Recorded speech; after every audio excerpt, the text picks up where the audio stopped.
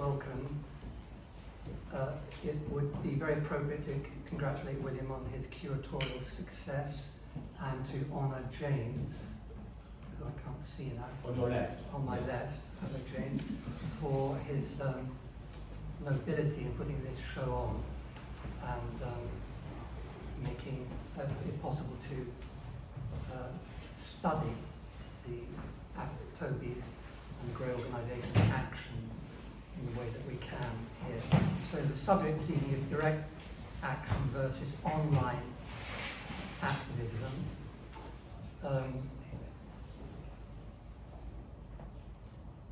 It's a subject we might deal with very quickly. There are all sorts of other interesting things to talk about.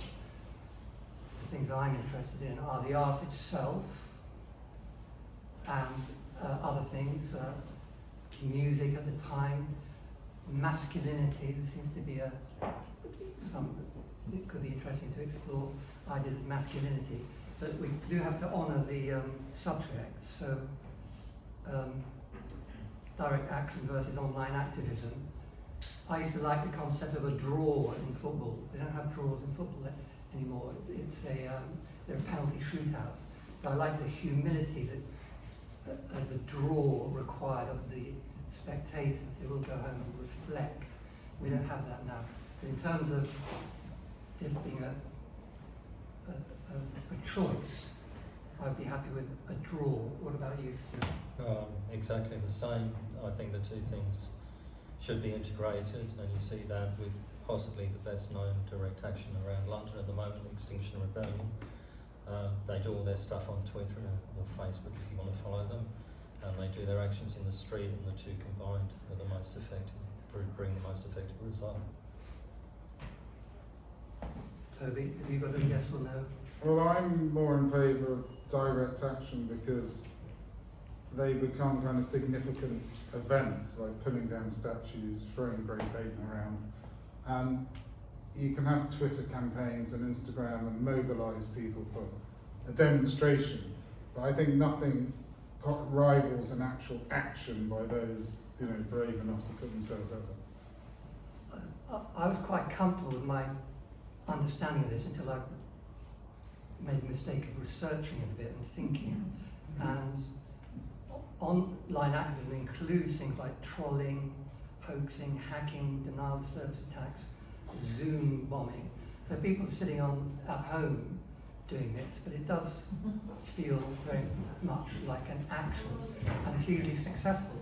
Trolls must be the most successful militant wing for change, i.e. making the world a more horrible place than ever existed.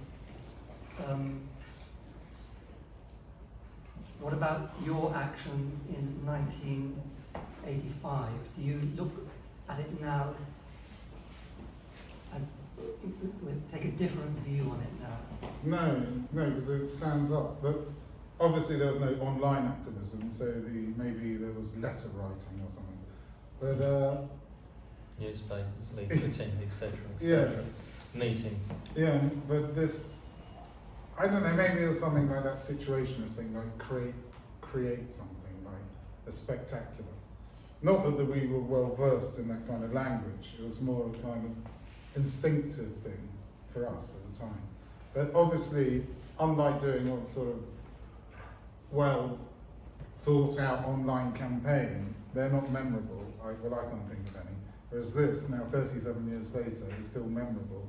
And others who did other things, like, I think Malcolm McLaren once went into Selfridges at Christmas time. No, it wasn't Malcolm McLaren. Who was He it? claimed it, but when if you, because my mother was friends with Charlie Radcliffe, well, Right. drug dealing, she wasn't into the politics, and Chris Gray, so I spent a lot of time with both of them towards the end of their lives, and it wasn't Malcolm McLaren. But tell them the story. Well, originally it was done in Macy's in New York, so it was a very interesting group called Black Mask, who then morphed into another group called Up Against the Wall Motherfucker, led by a guy called Ben Morea, and who worked interestingly with Aldo Tambolini, so there's a whole interesting art world connection and does very interesting abstract painting. But they decided to kind of treat the kids to the spectacle of Santa Claus being arrested by the cops by dressing up as Santa Claus and going into Macy's and handing out free toys. And then this was copied by King Mob in London, because you can kind of reuse activist techniques in different places, and you know, that's why it's useful to have some grasp of that history, and you can redeploy the same tactics in other places. I mean, I've done the same thing. For example, there was the famous hippie levitation of the Pentagon in '68, and I was also very interested in the Henry Flynn, who was on the fringe of Fluxus, organised action against cultural imperialism in New York in the 60s, and there was a famous speaker at the Judson Hall. So I combined those two things to do a demonstration against a Stockhausen concert as part of the May Festival in Brighton in '93, I think it was, where we levitated the Pavilion Theatre in Brighton to protest against Stockhausen. I mean, Flynn had a whole critique of Stockhausen because he quoted him from the Times saying things like, jazz is a beat and a few chords, barbaric, and all this kind of stuff. So there was a real reason for that critique of Stockhausen. But it's just interesting to kind of bring those things together and use them again. And then I was amazed no one had used a levitation for decades. And then all of a sudden, you know, the anarchists in London were levitating Parliament after we did Brighton Pavilion, and there was a levitation in the New Museum of Modern Art in Glasgow by some people calling themselves the Dada anarchists. So once people see that you can get media attention from this kind of thing. But they said, with the acquittal of the Bristol statue toppers, the right-wing media, and I listened to LBC, which is pretty right-wing, and they said, oh, there'll be statues falling all over the country, they'll pull Churchill down in Parliament Square. But nothing's happened. So it didn't replicate itself. No, but it doesn't need to replicate itself. It's better for a kind of slow process. I mean, obviously the big statue there's a struggle around at the moment is the Robert Jeffrey outside the Museum of the Home in Hoxton. I mean, you know, he was a Lord Mayor of London, part of the City of London Council establishment. And so that's a particular struggle, but there's other things going on. You know, they renamed Castle and Gardens in Hackney after I forget who they renamed it for now, but anyway, after a local black woman who I think was a teacher or something.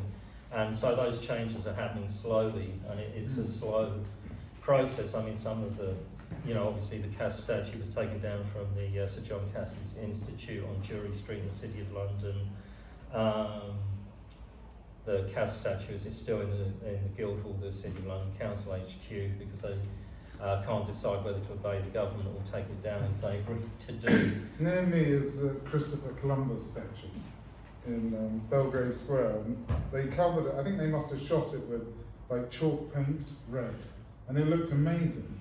They should have just left it. No, well that's... Now they put a wooden box, so now there's a box, like a carte entree, like, rather than removing the statue, you just can't see it. Well, that's kind of like the Duke of Wellington, who Yeah. obviously was a Tory leader and committed colonial crimes in India, despite what all you talk about is kind of Waterloo and Napoleon at school. But he's boxed up outside the Royal Exchange in the City of London now, or he was. It was only till the end of January, but that was probably for repair. But the John Cass statue also had red paint put on.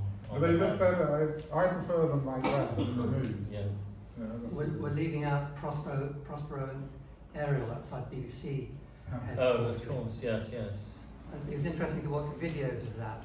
They don't play this on the BBC. You can hear the crowds outside chanting to the tune of "Oh Jeremy Corbyn," "Oh Tommy Robinson." I don't know if anyone heard that. It was a kind of interesting. Were they the supporters? Yeah, they were. Supporting the guy They with were the very hand. much. Yeah. Well, also, you know, there's been attacks on Marx's grave and stuff like that, and threats of attacks after some of the statues as well. Actually, you wrote a book about defacing art, didn't you? Vandalism. What's it called? Is that yours? No, it's not. That's another one you read another time. We should do. I mean, I did cover some of those kind of things in an early book called The Assault on Culture. It wasn't just about vandalism of art. But I mean, obviously that was something that interested the Situationists, for example, in particular, and defending people who went in and defaced art. And then there's the suffragettes, obviously. With the Venus de Rokeby, I mean, there's a whole history of kind of that kind of iconoclasm, which you might want to take back to Protestant iconoclasm. But, you know, there's suggestions of just shown to use the Mona Lisa as an ironing board, and there's a, you know, just a massive history of that kind of stuff. And also of similar interventions from the left and right, just as you can take the statues, the lettrists who were connected to, but not necessarily precursor to the situations in international, depending on which faction you take. In 52 got up in Notre Dame Cathedral and announced that, with one of them dressed as a priest, announced that God is dead, which might have influenced the Father Christmas prank, who knows. But I think it's very slightly later in the 50s anyway, there was a British fascist group called the League of Empire Loyalists, and they did something, got up in Westminster Cathedral and announced whatever it was that they wanted to announce. I'm not as close a follower of the right's use of these tactics as the left, but there are always parallels with the, you know, different tactics. And obviously the kind of banner thing, you know, the groups, the, you know, BAN now, National Action, the Nazi group, obviously always doing their banner drops and that kind of stuff. So yeah, there's always parallels between the two things, but of course it depends what you're trying to say and why you're trying to say it. Good thing we got Toby here then to explain what he was trying to say. What were we trying to say back then? And that, we weren't particularly trying to say anything. It was a statement. We felt excluded from this sort of rarefied art establishment, which Cork Street really was the centre of the London art world. There wasn't satellite stuff going on. There wasn't an East London thing. So this represented the sort of bastion, and we attacked it. So it wasn't, that's about as articulate as it was, and we had our grievances, but it wasn't personal to anyone in particular. It was the street and what it represented, like a statue. And the paint didn't do any lasting damage. I wouldn't go, I don't really approve of vandalising art to make a statement. I don't mind adding to the art, like that Columbus statue with the red paint. It made it more interesting. And we made this street more interesting for like 36 hours or whatever. Some of you don't know, but the reason it became a big event with consequences of being arrested and stuff is we didn't know that MI5 occupied the top floors of the buildings that was no longer there. So I don't know what they thought, but maybe they thought we knew that and we were making a statement against them.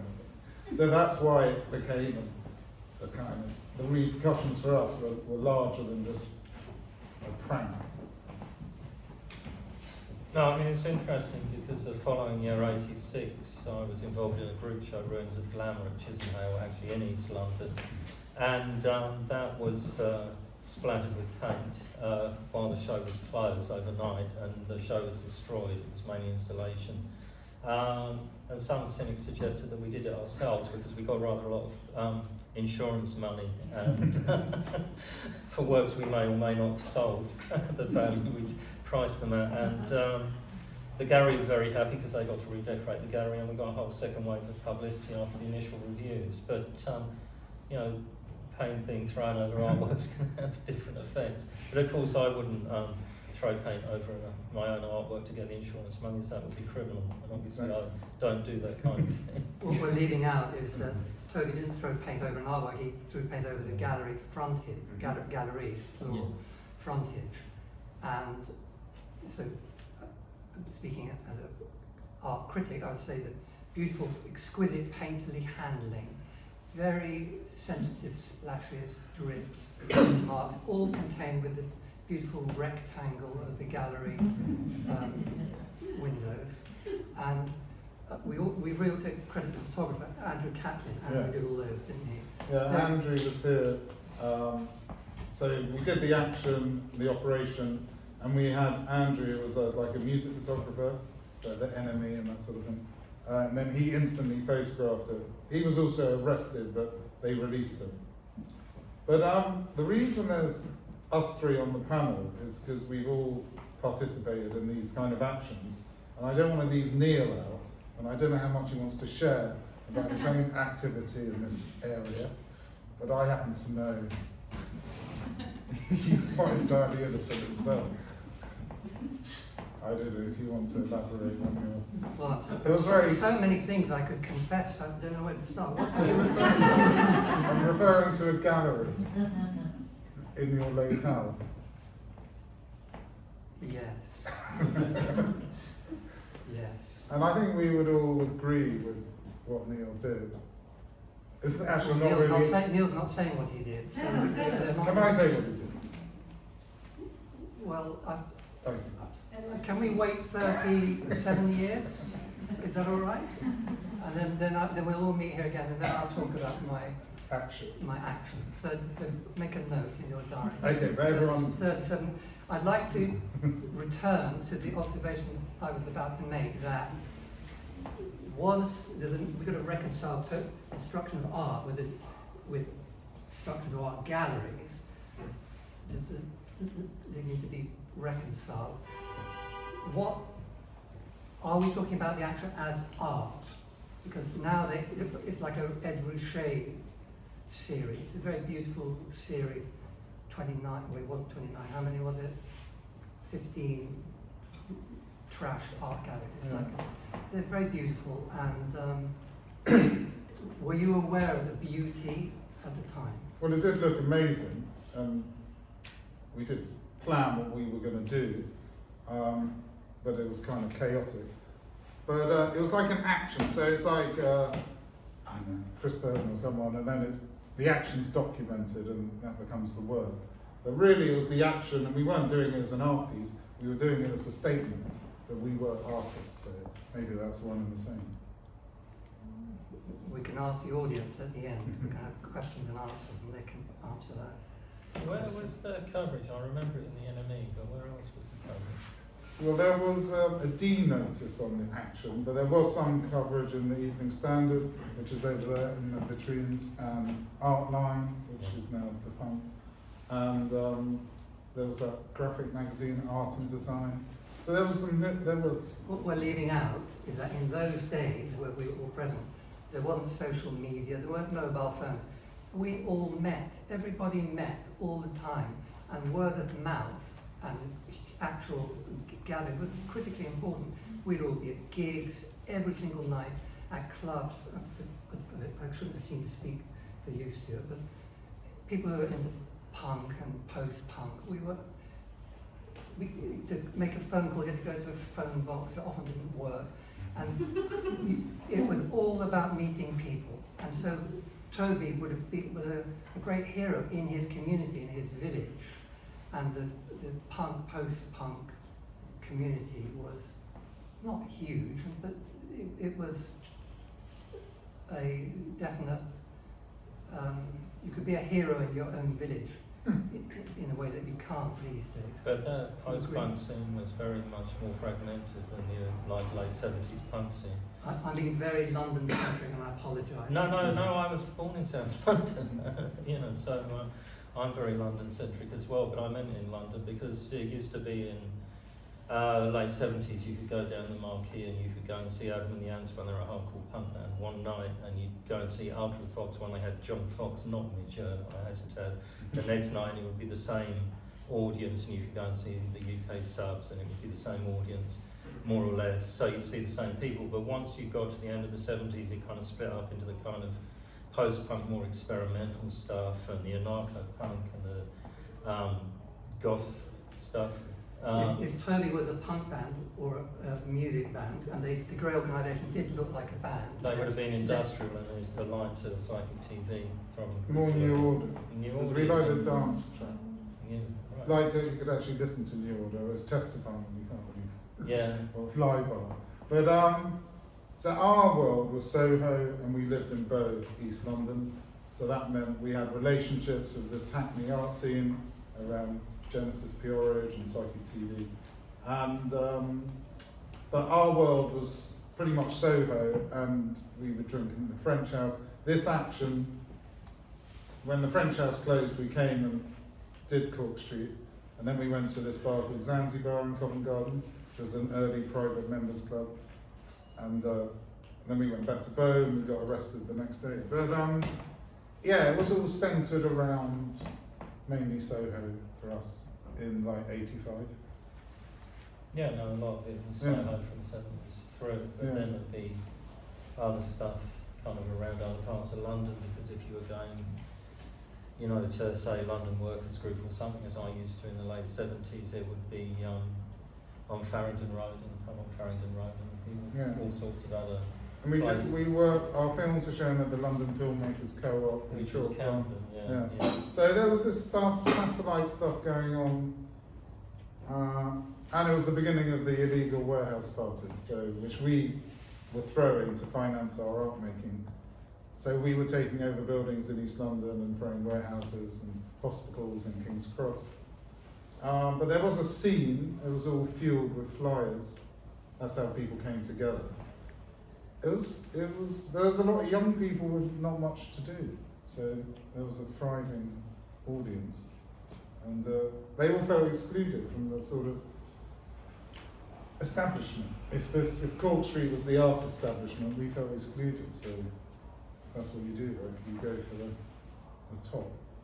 Years ago, I used to promote bands in the early 80s, and I used to have to get the name of the band into Time Out before a certain time of the week, and I very often didn't know what band was going to be on. So I'd make up the names of bands, just so there'd be something in Time Out. So when I put the Vandalmatics in Time Out, lo and behold, 50, 60 skinheads turned up. When I put the Hippies from Heaven, a load of hippies turned up. What are we saying about the identity you had, the look you had, because 37 years later, it's really different. Our understanding of what you were doing has changed, hasn't it? Right. Well, our look, there was 4 of us, and our look was uniform, so we wore grey suits from charity shops, white shirts with no tie, because we had no allegiance, and cropped hair. But we weren't skinheads, but we looked like skinheads, especially if you didn't know what a skinhead was. And our idea was this kind of reflecting Soviet monoculture with capitalist and yuppie culture. And that was our identity, and our idea was to make art as a unit. We weren't into... What was happening in America is you had Julian Schnabel and heroic artist figures, quite old-fashioned, we thought. We wanted to make art like a band, and like a band makes music. So all our art was made as this, we weren't a cooperative or anything, but we were a collective, I guess. You all lived together, didn't you? We lived together in Bow in these short life housing, which was available then. We had 2 terraced houses. And we had a studio in Borough, on Borough High Street. This is all without working, with no income. You could do it then. And so we had this uniformity idea, and we created art, like you can see on the walls, like our handprints or diaristic stuff reflecting our daily lives and drawing around each other.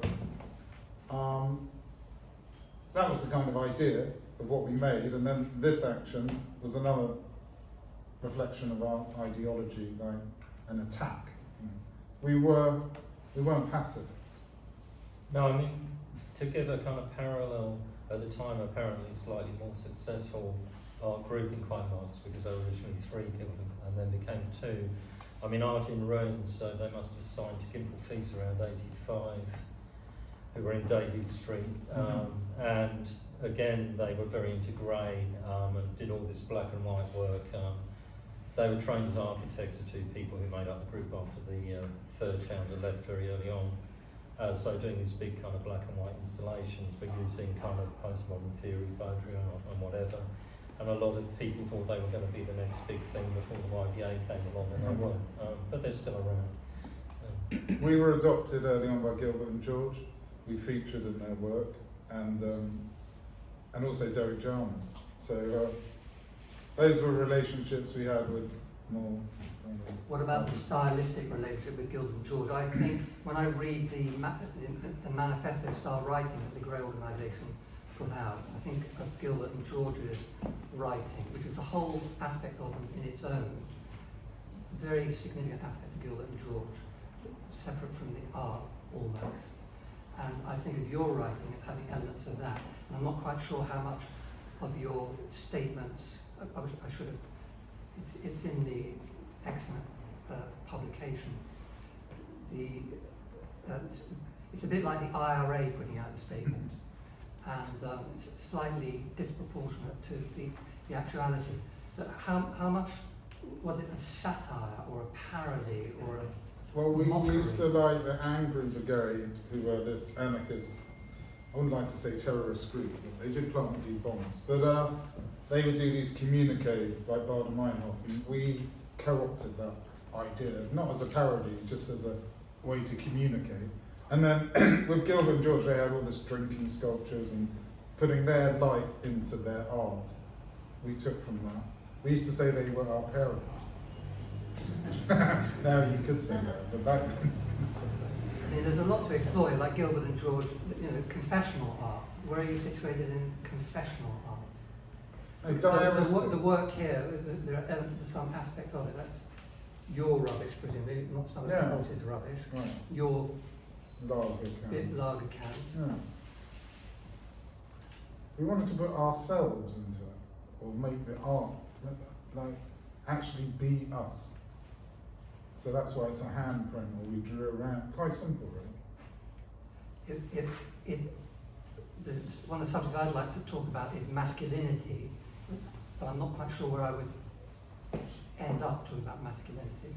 But the beer cans, correct me if I'm wrong, it's confessional art, it's inventory art, it's also the unblemished can is erect, enjoying some virility, and the other one is not erect and is exhausted. And it's a bit like a kind of feminist artwork, but from a young urban males. Well, because we worked with Derek Jarman, who really revelled in that kind of the homoerotic thing that he saw in us, we were aware that we reflected that hyper-masculinity of the skinhead thing. But we weren't really dwelling on it, but we were aware of it. But it's there everywhere, isn't it? Yeah. So, punk was very masculine, really, wasn't it? Obviously, we had the fantastic female punk bands, but they were struggling to break new ground. Fundamentally, correct me if you think I'm wrong, it was very masculine, black clothes and boots. I think it depends which bands you take. I mean, obviously, the female bands like the Slits or later on the Raincoats, polystyrene with X-ray specs, but yeah, I think the Clash were very kind of heterosexist and posturing in a really boring way. Yeah. But But Adam Ant, he was a great London punk band. He was hyper-masculine, but he was... Well, he was using all the BDSM with the dominance and submission, and also, he was in Jubilee, Jarman's film Jubilee, and I think there's, Black Beat Me with a truncheon or a cricket bat, beat me, it could be really where it's at or whatever, which was all the stuff they were singing when I was going to see them in the 70s. Yeah, I don't think that is, I mean, okay, it might be classically male masochistic, but it's not the same kind of posturing as you got from Joe Strummer and Nick Jones. It was quite different. I was also curious, though, to move it back to the Jarman circle, if you came across, which I certainly did at that time, people like John Mabry who were part of the Jarman circle. Yeah, because I lived on Carburton Street with Boy George and Marilyn. So this is just prior to the formation of the Grey Organisation. I lived in these notorious squats with around that kind of glitz and new romantics. So I lived in that kind of weird gender bending era before we decamped to Bow. So yeah, Carrick lived on Warren Street, and I lived with Boy George and Marilyn, and a band called Animal Nightlife. But I actually didn't really identify with us so much.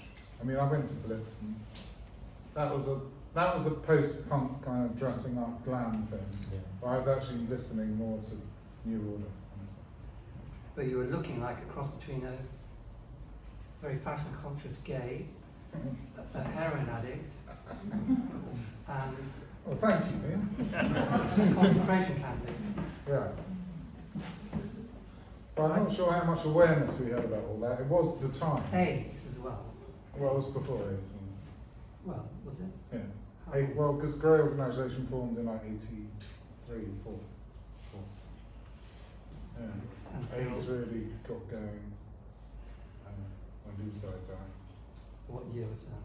86, Were you 88. still around then? Yeah, I was in New York then. But So what are we saying about masculinity? Were you subverting masculinity? Were you? no, we weren't that. We were quite like rampantly heterosexual, all of us. We weren't. Yeah. Those issues weren't really playing out like they do today. Yeah, but in retrospect, 37 years later, when we look at the photographs, we can take it perhaps can reconsider. Yeah. Yeah, we were aware of that whole, because there was another skinhead revival centred in King's Cross in this, is it the Bell? Well, you mean all the gays, skin. no, Oh, the the gay gay skinhead, skinheads, yeah. yeah. yeah. So that was happening, where a skinhead was no longer this threatening character. He was more likely to be this weird kind of offshoot of gay culture, which had, they have all these archetypes like leather men, or then it became the skinhead, and so people would actually incorporate us with that, but we weren't part of that. But. So yeah, those things were happening, and obviously Boy George had started it in the sort of mainstream. I mean, that was a big deal at the time, Boy George. It really was. He really tipped everything upside down. Can I, me being the interview here, was not really supposed to happen. There's Harriet Viner wrote in what was then the Cork Street magazine, I think it was called Catalogue. She was talking about Robert Fraser. Robert Fraser was a very notable UK art dealer, very important, and his was one of the galleries that received the attention of Toby's paint, and Robert Fraser was quoted by Harriet Viner, who said that here's Robert Fraser's radicalism didn't satisfy everyone. In May 1985, the Grey organisation, deciding that Cork Street represented all that was stale in art, threw paint over the windows of the Robert Fraser Gallery, among others. Robert was ill by then. Robert Fraser was dying of AIDS, so it was a thing then. But he, Robert Fraser, was fairly dismissive of this action. He would have been stimulated by a more imaginative protest, even if that had been still more inconvenient to put right. So, was Robert Fraser genuine, or was that a kind of huffy art world response? The traditional art world response to insult is to ignore it, and the art world does that like no other human institution. They can blank something if they don't like it. What do you think about that reaction? Do you think that you could have done a more imaginative protest? Were you happy with that protest? No, I'm very pleased with our process. It was very blunt in your face, and it wasn't, it is what it is. Maybe you could do something more like, I don't know. There's this thing where people place their art in galleries and museums, like Banksy did it, but lots of people have done it for years, right? Discreetly placing bits of art or switching art. There's all that sort of thing, but that's a bit too subtle. We didn't want to be subtle. We wanted to shout. Yeah, but it's subtle because they are images of great beauty. Yeah, but if you walk down the street after the attack, it looked like a Richard Serra or something. Bang. Couldn't be missed. But Fraser's such a figure of the 60s as well. Right. Robert Fraser is such a figure of the 60s, you know what I mean? He was kind of well out of his time Yes. by then. Although, that's not to deny his importance in the 60s, but but maybe he lacked the imagination to see the subtlety in the attack. Maybe it's as much about the reception of the viewer as it is about the action. Yeah. It's taken 37 years to get to this point, hasn't it? It's been a long time coming.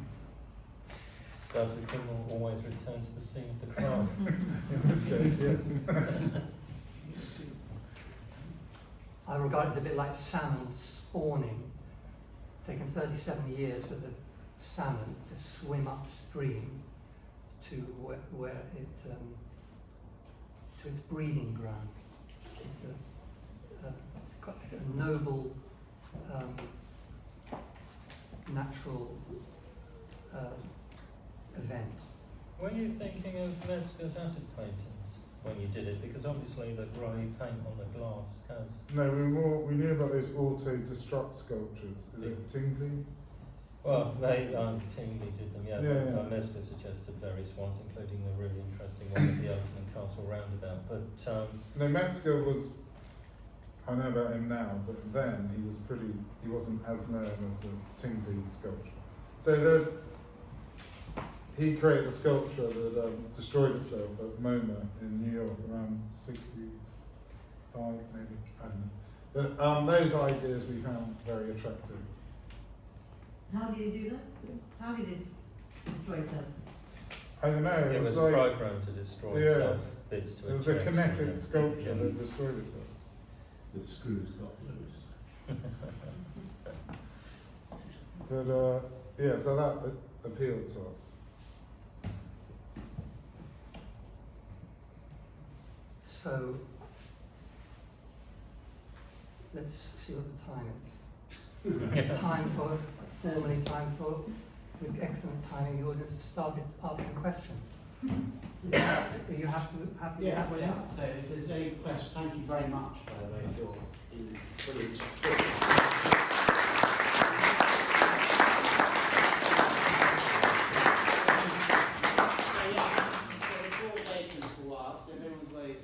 burning question, got one here, start away. Yeah, in a theoretical world, if at the end of 1985 the Mayor Gallery had come, asked you to put on this show, then, when you talk a lot about being excluded, Right. would you have said yes? Yeah, we would have said yes. That. We were actually going to New York. We showed you civilian warfare in the East Village, which was this exciting new art scene. We didn't actually identify with the galleries on this street. The only gallery we ever met with was the Listen Gallery, who were over in Paddington. So no, we never had any idea that we would ever show on this street. It was always a bit old hat. So the galleries that interested us at the time and the way would be Anthony Doffey and the Listen Gallery. Were you connecting with John Latham, who was at the Listen? No, he just, the only, Nicholas Logsdale came to our studio. The other person who came to our studio is, what's his name, from the Royal Academy? Norman Rosenthal. So we weren't totally ignored, but no one gave us a show apart from Pete Lewis, here at the front row, gave the Grey Organisation an exhibition in 1985, Submarine Gallery, King's Cross.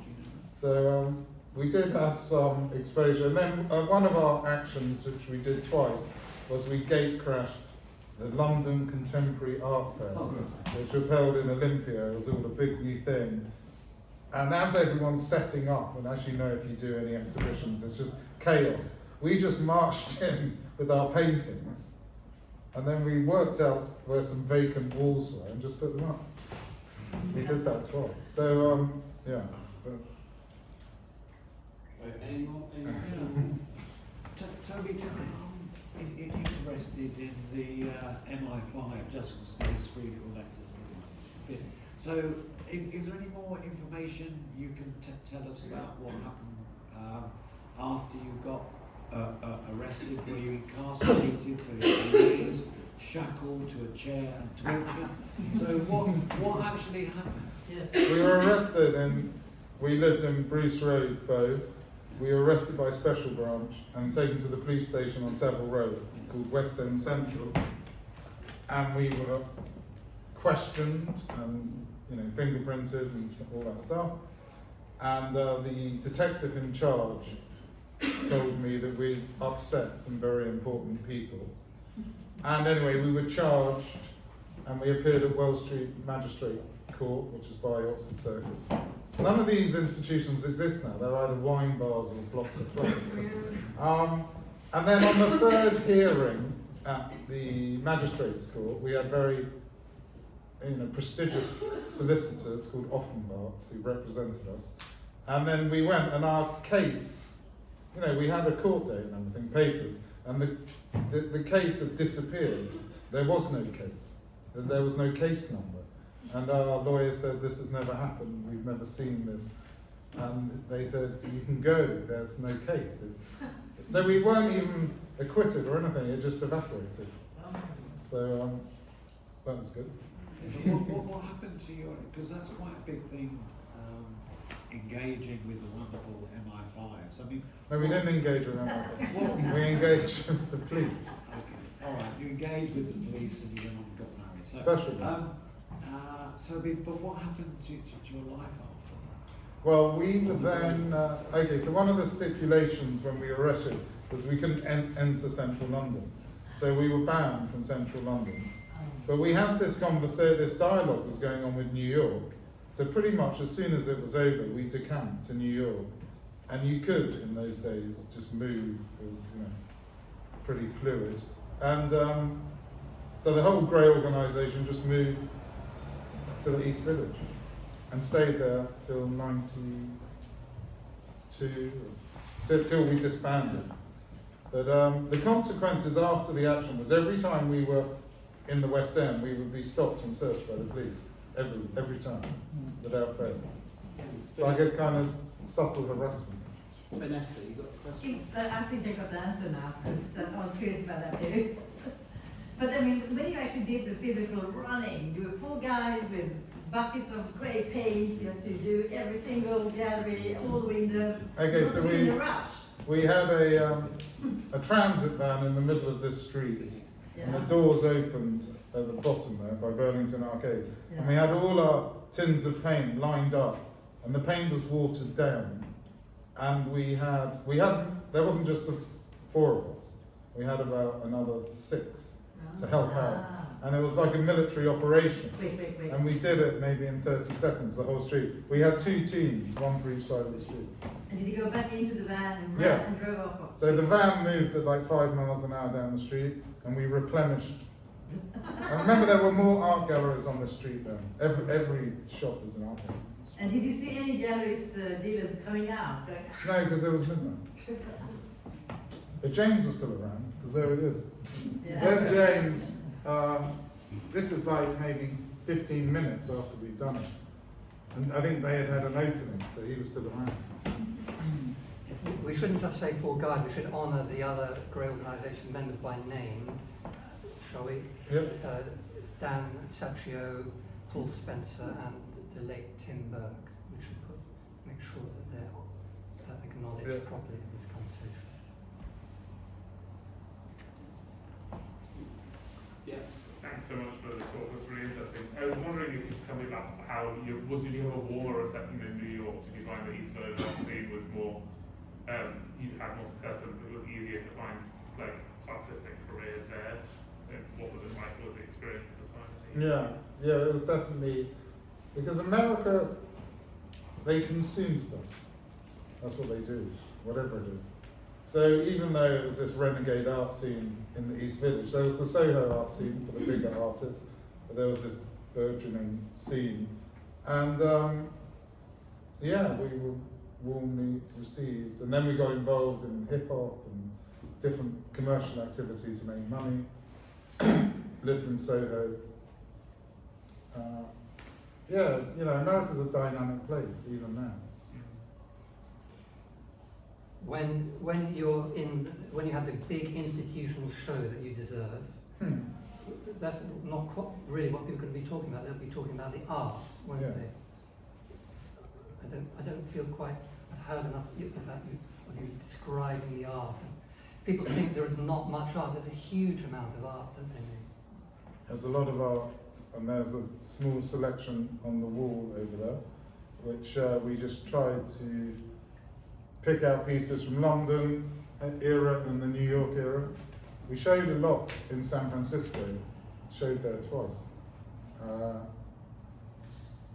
Well, the art is, we touched on it earlier, it's this diaristic stuff, and then there was this hip-hop stuff with De La Soul and Public Enemy and bands like that. It was a very, there's no computers, so it's not that sophisticated, like in the realms of graphics. It's pretty simple. Like if you look at those flowers, we drew those flowers, They're on that album cover, which is iconic, 3 feet high and rising. It's just drawn on acetate with Posca paint pens. Posca paint pens are a new thing. So it's like liquid paint. It's not like a marker. And then next to it is the content of our rubbish bin. And then next to that, above James, is a canvas that was stretched on our studio floor that we walked on for a few months. Not intentionally walked on, it was just there. And then it became an artwork. Next to that is a Heineken beer label, so that's a bottle of beer. Take the label off, it's varnished with the hair. We used to save all the hair from shaving our heads. And we used to cover everything in that, and that's kind of making it, putting ourselves into it. And we called those pieces memos. And there's hundreds of memos, with, from beer bottles to drug wrappers to whatever we consumed. And then oddly, we worked for this PR guru, Lynn Franks, who Absolutely Fabulous is based on. And she got us involved in various projects, like the launch of Swatch Watch, Brutus Jeans with Samantha Fox, the pastry girl. And one of the things was Neil Kinnock's campaign, election campaign, and there was something called Red Wedge, which was aimed at, the younger voting sort of audience. So we did these T-shirts that now shout Labour. Are you deliberately referencing David Robiliard? No, but he was a friend of ours, because David we worked with Gilbert and George. So, and then next to that is we did this superhero series, but rather than having the ancient heroes, Greek legends and stuff, we chose modern ones like Rocky and Luke Skywalker and stuff.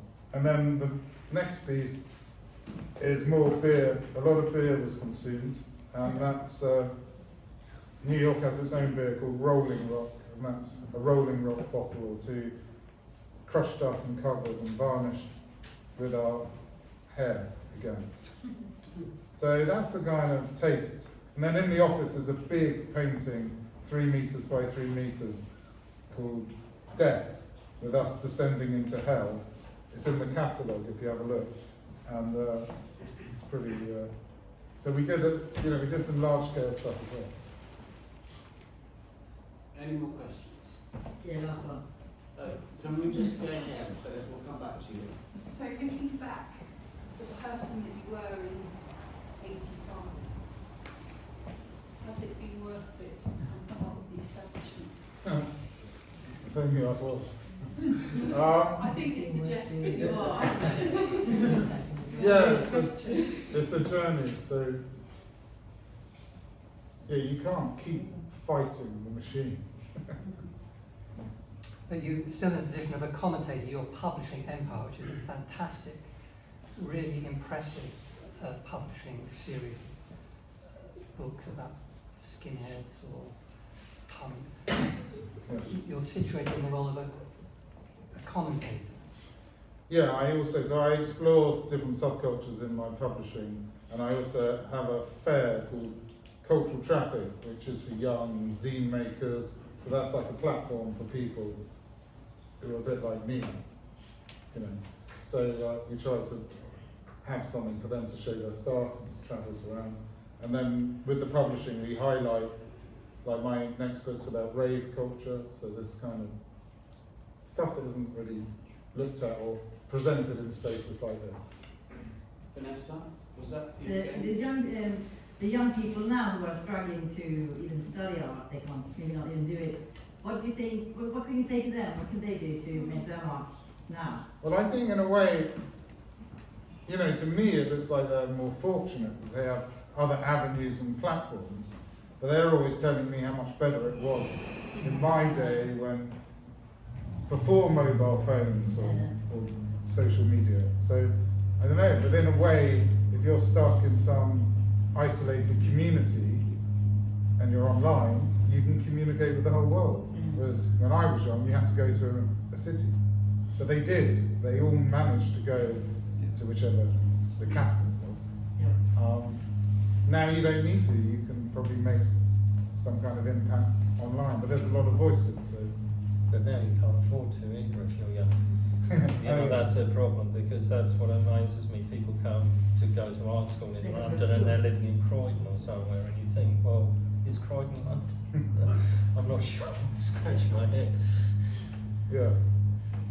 Okay, the last question, yeah, please. Can I ask about, hi Toby, Stewart, Neal, great chat, thank you.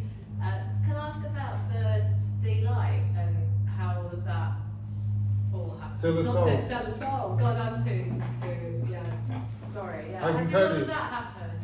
Like, was it that you knew each other? Was No, it, well, it's all that sort of synchronicity. So MTV came to London, and they did a story about London, and the Grey organisation featured in this clip, whatever.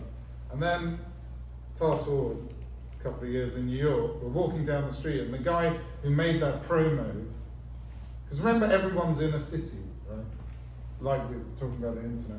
So in America, you're in New York, mainly, and in the UK, you're in London. And then Mark Pellington, he goes, hey guys, remember me, blah, blah, blah. And then he came to our show, and then he said, I'm making this video for a band called Information Society, who were this dance band from Minneapolis. And they were on Tommy Boy Records. Anyway, we made this music video, and it was popular, as in it was on repeat play on MTV. MTV was new. And then Monica Lynch, who ran Tommy Boy Records, said, oh, we just signed this new act. And they gave us this record, Plug Tuning by De La Soul. No one knew. At the time, hip-hop was really kind of Run DMC, Public Enemy, very aggressive, very macho. yeah, it was the first Sunshine. Yeah, and like gold chains and guns and stuff. And De La Soul rejected all that, so probably they never thought this was going anywhere. But anyway, we did this Daisy Age thing, and it just blew up, but there's no telling what's going to be successful when you do a project, you know. Like we had no idea, it's just another project. Now it's top 10 album covers of all time. So were you working sort of as a commercial entity in some way in New York? Was that Yeah, but I kind mean, of part that's, of it? we were working, we weren't. Yeah. We weren't, Like, yeah. we weren't incorporated. We just got jobs. And Mm. that was the job that fell in our lap. And Yeah, I could name all the other hip hop acts that no one's ever heard of because they didn't make it. sure. But that was the one that did. Thank you, Kirsty. Thank you very much. Before we say goodbye to the show, I just want you to know there's a catalogue that's available for sale. There's little tins of paint you might want to utilise. So thank you very much, guys.